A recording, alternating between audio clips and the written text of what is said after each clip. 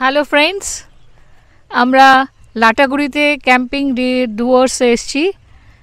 থাকার জায়গাগুলো ভীষণ ভালো, আপনারা আসতে পারেন। ঘরটা খুব স্পেশিয়াস এবং এদের নিট অ্যান্ড ক্লিন, অ্যাম্বিয়েন্স খুব, চারিদিকের যে অ্যাম্বিয়েন্স খুব ভালো, আর হসপিটালিটিও খুব ভালো, খাবারের কোয়ালিটি খুব ভালো। আমরা যারা বাঙালিরা একটু একটু ঘুরতে পছন্দ করি তাদের জন্য আমি সকলকে রেকমেন্ড করছি আপনারা আসবেন। এবার আমরা বেরোচ্ছি হচ্ছে জঙ্গল সাফারিতে, দেখি আমাদের জন্য ওখানে কিছু অপেক্ষা করে আছে নাকি। এই ক্যাম্পিং ডুয়ার্সের সবচেয়ে ইন্টারেস্টিং আমার যেটা লেগেছে, এত সুন্দর, তো ওদের কটেজগুলো বিউটিফুল সাজানো, পাশেই একটা ছোট্ট চা বাগান, যেটার জন্য এটার মাত্রাটা আরও বেড়ে গেছে অনেক গুণ। নমস্কার, আমি সঞ্জিত বলছি।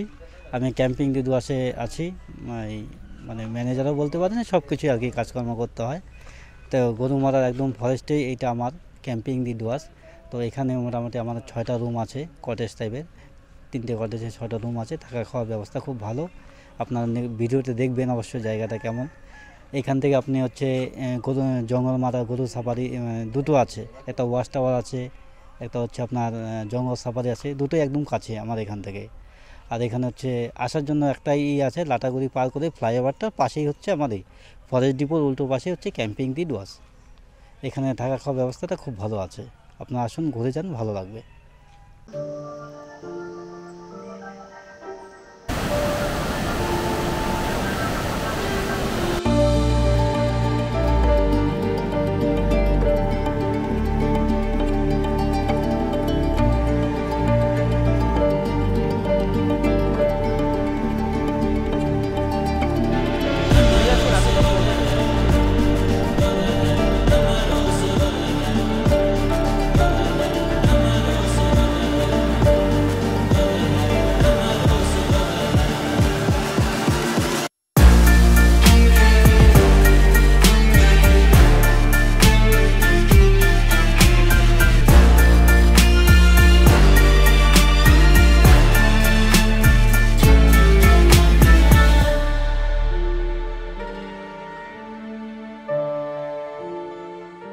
তো আমরা লাঞ্চ করে এখন ওয়াচ টাওয়ারের সাফারিতে বেরোচ্ছি। তো এখানে গরুমারা অঞ্চলে মোটামুটি 5 থেকে 6টা সাফারি জোন আছে, এগুলো সেটা আপনারা অনলাইন বুকিং করতে পারেন। সেটার কমপ্লিট প্রসিজিওরটা আমি আপনাদের সাথে শেয়ার করে দেবো। তো বিভিন্ন রিজিয়ন্স আছে, যেমন চুকচুকি আছে, যাত্রাপ্রসাদ আছে, মেদলা আছে। তো each region is famous for something. যেমন চুকচুকি ওয়াচ টাওয়ারটা is famous for bird watching. Similarly আমরা মেদলাতে যেখানে যাচ্ছি সেখানেও একটা সারপ্রাইজ ওয়েট করছে, তো সেটা আপনাদের জানাবো। Jatraprasad is the most famous, it has scenic panoramic views. আমরা ওখানে যাচ্ছি না, আনফর্চুনেটলি আমাদের কাছে টাইম কনস্ট্রেন্টের জন্য ওখানে যেতে পারবো না আমরা। বাট মেদলার যে এক্সপিরিয়েন্সটা সেটা পুরোটা আপনাদের সাথে শেয়ার করবো। তাছাড়াও এখানে আপনি চাপড়ামারিতে যেতে পারেন, তারপর আরও 2-1টা রিজিয়ন্স রয়েছে যেখানে আপনি সাফারি করতে পারেন। সঙ্গে থাকুন।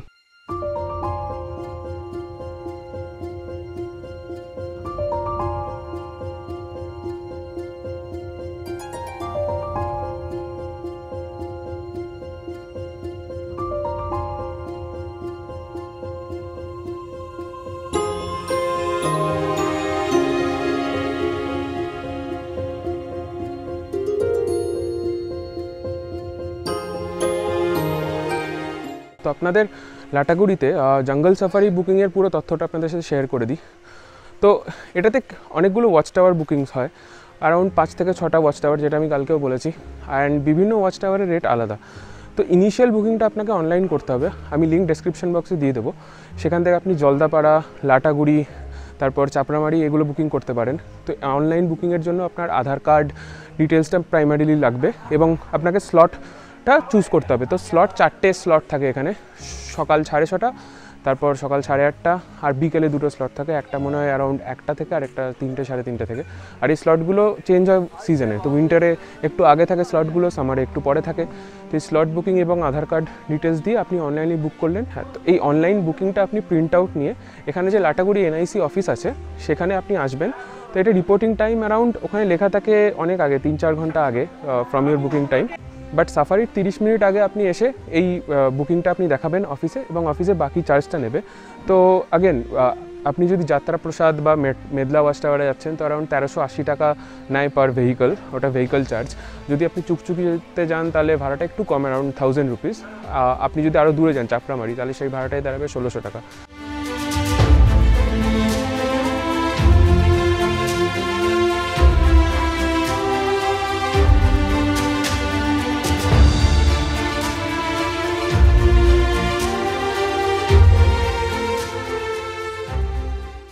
এই আমরা ঢুকলাম গরুমারা ফরেস্টে, আমরা যাচ্ছি মেদলা ওয়াচ টাওয়ারের দিকে। গা ছমছমে পরিবেশ চারিদিকে, আর একদম ঘন জঙ্গল, তার মধ্যে দিয়ে আমরা চলেছি সরু রাস্তার মধ্যে দিয়ে। আর এবার জন্তু জানোয়ার কিছু দেখা যায় কিনা সেটা সবটাই ভাগ্যের উপর। আমাদের গাইড আছে সাথে, তো তিনি খুব সুন্দর করে বলে দিচ্ছেন, বিভিন্ন তথ্য আমাদের সাথে শেয়ার করছেন। তো সেগুলো শুনতে শুনতে আমরা এগিয়ে চলেছি জঙ্গলের পথে।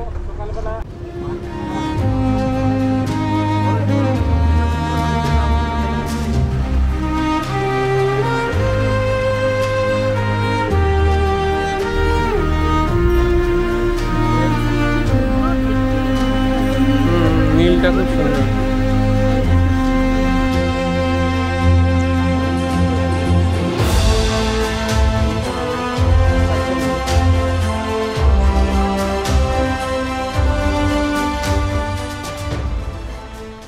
এই তো পাতার মধ্যে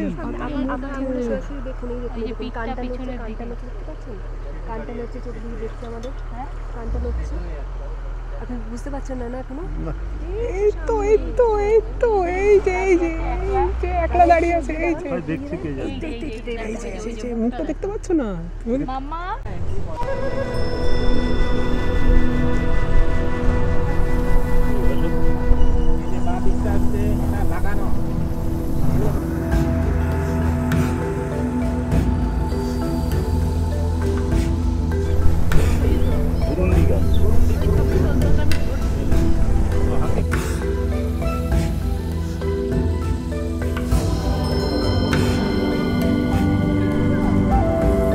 আমি ওই বাড়িটা দেখছি, বাড়িগুলো, ওই বাড়িগুলো কিসের?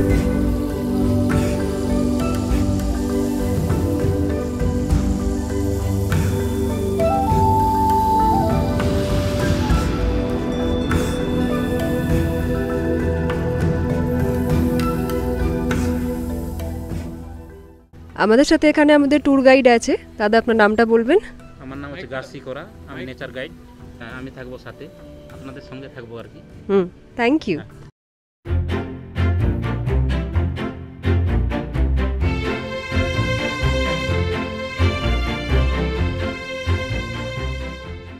একটু আগে আপনাদের বলছিলাম যে আমরা মেদলা ওয়াচ টাওয়ারে কেন আসছি, তো আপনার রিজনটা দেখুন।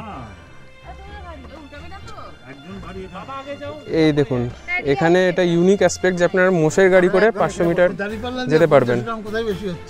এই মোষের গাড়ি করে আমরা এখন যাচ্ছি।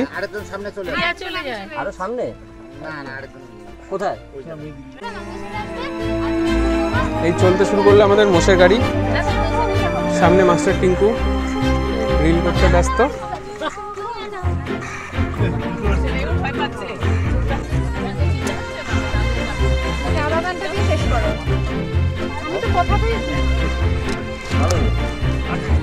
আরে মারছে না, ওই পোষা এগুলো।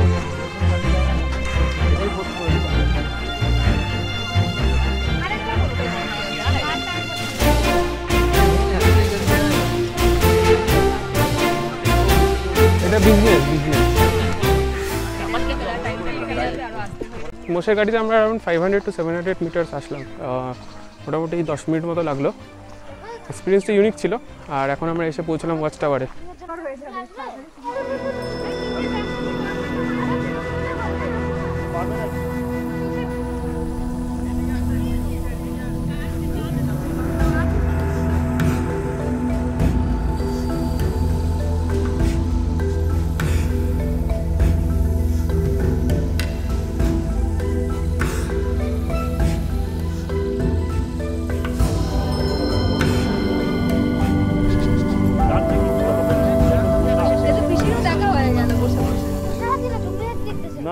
আমরা এবার বুলক কাট থেকে নেমে চলছি, বুলক কাট তো না, অক্স কাট, চলছি মেদলা ওয়াচ টাওয়ারের দিকে। ফিঙ্গার্স ক্রসড ওয়াচ টাওয়ার থেকে কিছু পশু আমরা দেখতে পাবো। গাইডরা বলছে এখানে রাইনো, তারপর আপনার বাইসন এসব দেখা যায়। তো সল্ট পিটও আছে এখানে।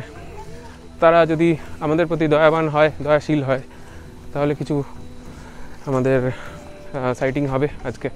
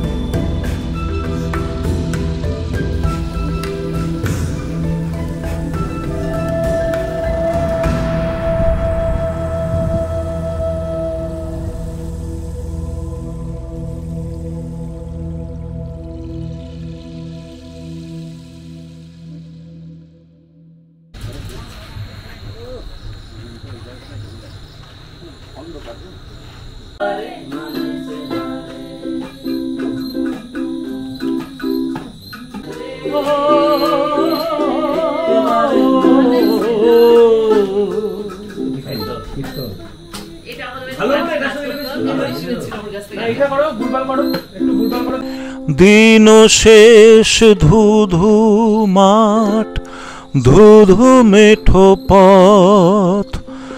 দিন শেষ ধুধু মাঠ, ধুধু মেঠো পথ।